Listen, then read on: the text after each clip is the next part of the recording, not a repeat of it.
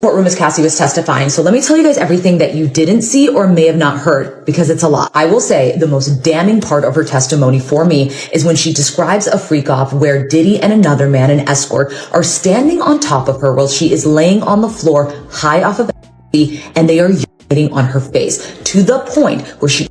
By now, most people have heard that Diddy's daughters straight up broke down in court after a major bombshell dropped. But what went down behind those walls is way darker than anyone imagined. Yes, it's true.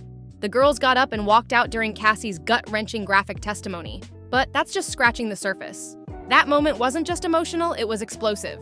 One of Diddy's daughters was shaking so hard she could barely stand, and the other she looked like she'd seen a ghost. But it wasn't just them.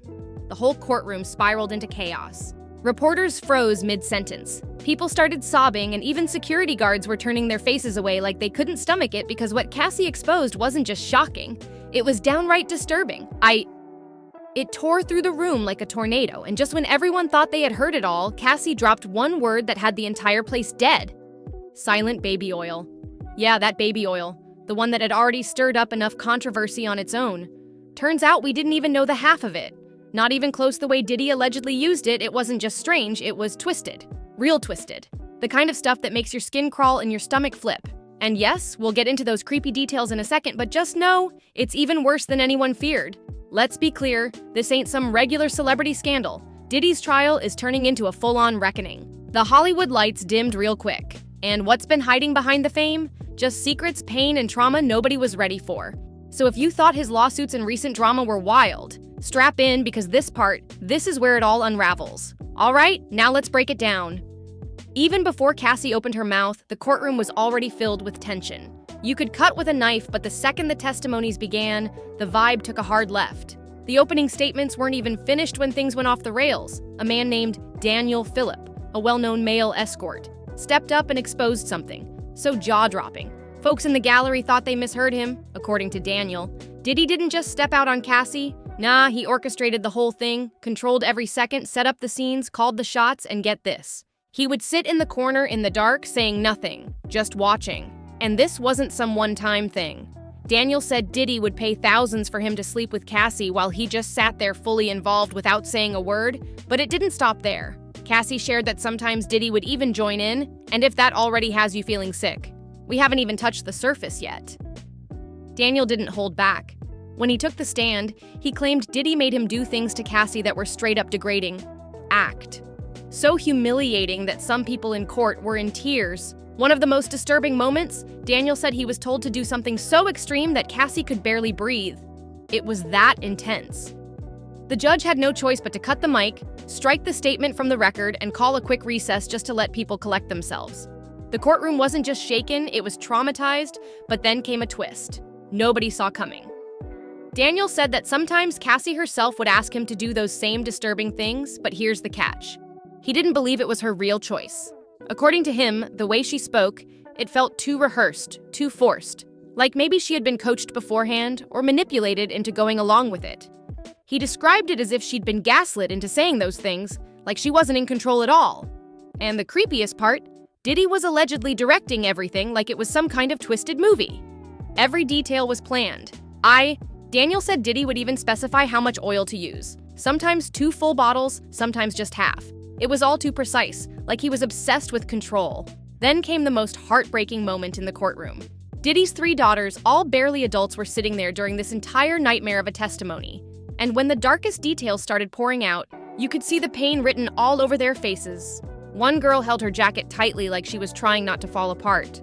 Another covered her mouth trying to keep from screaming, and the third, she didn't move, just stared at the floor completely frozen like the weight of the room crushed her. And then they walked out, not just once, twice, meaning at some point they came back in, but whatever they heard the second time must have been even worse because that courtroom kept spiraling. And people are still wondering why those girls were even allowed to sit through something so graphic and traumatic in the first place. Some folks online are saying letting Diddy's daughters sit in that courtroom was not just reckless, it was straight up bad parenting. People are calling it traumatizing for them to witness such explicit, disturbing testimony about their own father. And let's be real, those girls were seen leaving the courtroom multiple times when things got too dark. Their mental health. It's what everyone's worried about now, honestly. They shouldn't have been there. Yeah, maybe it's important for them to understand who their father really was outside of the fame and the flashy image. But no young person should ever be put in a situation like that, sitting through testimony that could leave permanent emotional scars. And here's the wild part. That intense testimony from the male escort, that was just the beginning, because what Cassie said on the stand took everything to a whole different level. If you've made it this far, here's your second warning. Because once we open the door to her story, there's no going back. You can't unhear what was said. Did you know the judge had to cut Cassie off during parts of her statement, especially when she started talking about the way Diddy used oils in his so-called rituals? Yeah, it got that dark, so disturbing that even the court had to shut it down mid-session. That's how raw and graphic her words were. Let me paint the picture for you. It was the kind of testimony that drags you into a deep, cold, mental space, a place you didn't even know existed. Her words had people shaken to the core, and now let's rewind today, one of the trial, because this is where everything officially began. The federal case against Sean Diddy. Combs launched in Manhattan under extreme lockdown, armed security posted on every corner, cell phones snatched at the door, and absolutely no cameras allowed. Reporters were left scrambling, hanging out near the courthouse like it was a battlefield, just trying to catch any scraps of info from behind those walls. And then it happened on May 13th, 2025. The silence was shattered. Cassie, real name, Cassandra Ventura, stepped into that courtroom, but she didn't just walk in like it was any other day. Nah, she showed up visibly pregnant, calm, glowing, and strong. Her belly was full, her presence unshaken. People said she didn't even blink when the paparazzi swarmed her. She walked in like she was ready to drop truth bombs and the courtroom would never be the same. Cassie's entrance alone sent a message louder than words. Let's not forget she was the only one with the guts to testify using her real name. No masks, no aliases.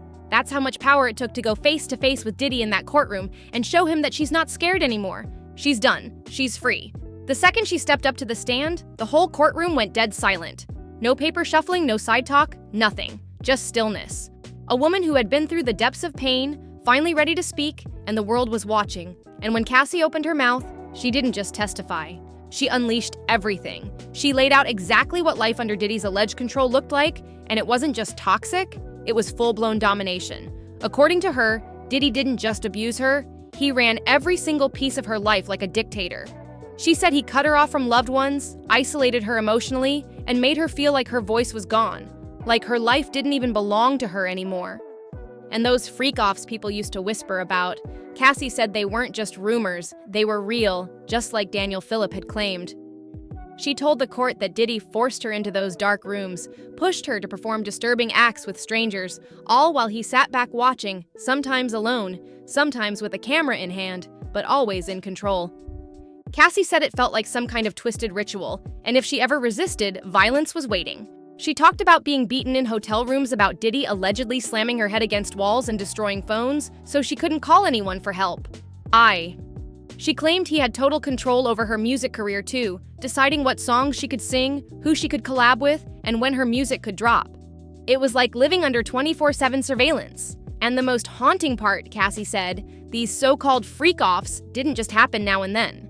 They were regular, weekly, sometimes lasting for hours, and the longest one, 4 days straight. That wasn't a relationship, that was a prison with velvet ropes and flashing cameras. And she finally broke free to tell the world what it really was. And if all that wasn't enough to shake the courtroom, it got even wilder when they rolled the footage. We're talking never-before-seen surveillance tapes, including that. Now, infamous 2016 hotel hallway video. CNN leaked the one where Diddy's caught dragging, shoving, and straight-up hitting Cassie. But according to people who were actually inside the courtroom, that tape was just the appetizer. Because what came next way, more graphic, way more violent. The kind of footage that makes you gasp before you even realize you're holding your breath. And when that new footage played, you could feel the mood in that courtroom twist. Cassie broke down on the stand watching it, and the jury, their faces said it all, no words needed. The video hit like a freight train. The prosecution didn't interrupt. They let the tape speak for itself, and the message was loud and brutal. And did he? He just sat there stone-faced, probably regretting ever recording those tapes in the first place because the same footage he allegedly used to intimidate Cassie and maybe others ended up flipping the script and becoming evidence against him. That's the wild part. He made his own receipts thinking they'd protect him. Instead, they're turning his whole empire upside down. Talk about karma with a twisted sense of humor. But of course, Diddy's legal team didn't just sit back and take the hit. They jumped in swinging, desperate to flip the whole story. They tried to frame this like it was just a bad breakup, not a nightmare of manipulation and control according to them. This was nothing more than jealousy, heartbreak, and a little drama over cheating and fame. No trafficking, no abuse, just exes who didn't end things clean. They even turned the spotlight onto Cassie, questioning why she still had those explicit tapes in the first place. Instead of asking what Diddy allegedly did, they were more focused on why she kept the footage. It was a clear move trying to paint her as calculating, like she was saving ammo for revenge, but the courtroom wasn't buying it. The vibe shifted instantly. People weren't asking why she saved those videos. They were thinking about why those videos even existed. That's the real question. And let me tell you, Cassie, she was ready. She answered every single question, even the tough ones, like when they asked her why she stayed, why she didn't leave. She didn't dodge it. She looked them in the eye and told the truth. She met Diddy when she was super young, barely out of her teens, and he was a full-grown 37-year-old man. Back then, his name was still Puffy. That kind of age and power gap, it's no joke, Cassie admitted. She was young, naive, and completely overwhelmed by the glamour of it all. Working with Diddy felt like a dream come true. So when he started making moves on her, she gave in. She genuinely loved him, and when he started showing interest in other women, she got jealous. She admitted it. That's how deep she was in. So when he started bringing up those freak-offs, she went along with it, thinking that maybe if she kept him happy, he'd stay loyal. She wanted to feel chosen, wanted to feel like she mattered. Even when he started getting violent, she convinced herself that if she just behaved the right way, he'd stop. But he didn't stop. Things only got worse. So for anyone still cold enough to ask, why didn't she just leave now? You know, it wasn't weakness, it was control, grooming, fear, and deep emotional manipulation. The kind that builds over years and traps you in ways people on the outside will never fully understand. By this point, the defense probably regretted ever asking Cassie why she never left, because what came next shook the whole building. Another headline moment dropped. Cassie's husband, Alex Fine, had pulled up to the courthouse. That's right. Her man was in the building, standing tall, making it crystal clear that Cassie was not walking into that war zone alone. But wait, there's a twist. At some point, security escorted Alex out of the courtroom. Why? Because when the court started bringing up those intense 2018 allegations, the judge made it clear he might be called as a witness later. So he had to leave still, even though he couldn't stay. His presence spoke volumes. The message was loud and clear. Cassie had backup, and let's be real. This didn't feel like a trial anymore. It felt like the start of a whole docuseries. Every single moment had people holding their breath, heart rates spiking like they were watching the season finale of a real-life nightmare. Cassie is expected to stay on that stand for 3 full days. And if day 1 already had the courtroom this wrecked, what's next? Might be unbearable. Watching someone unpack their trauma live and raw in front of cameras and strangers, it hits different. And while many are standing with Cassie, there's also a crowd whispering that Diddy might just walk free or at least get a lighter sentence than expected. Their reasoning, the prosecution so far hasn't laid out a full RICO case. It's looking more like a story of emotional abuse and power games rather than criminal enterprise, at least for now. Oh, and guess who else showed up? Diddy's own mother. She was in the room staying silent the whole time, holding it in. Then there was Misa Hilton, one of Diddy's baby mamas. She came in using a walker, eyes red, clearly shaken. TMZ tried to catch her for a quick quote, but she said nothing. And then Jaguar Wright popped up. You already know when she walks into a courtroom, something's brewing. That space was loaded with family exes and internet fire starters all packed under one roof. The tension thick enough to slice, and what really changes everything is that Diddy's own daughters may have been sitting there watching all of this unfold. That's not just drama. That's generational pain playing out in public. So what do you think? Should those girls have ever been in that courtroom, or were they pulled into something way darker than anyone imagined? Drop your thoughts in the comments. This story is far from over, and if day 1 brought all this chaos, just imagine what's coming next. Stay locked in.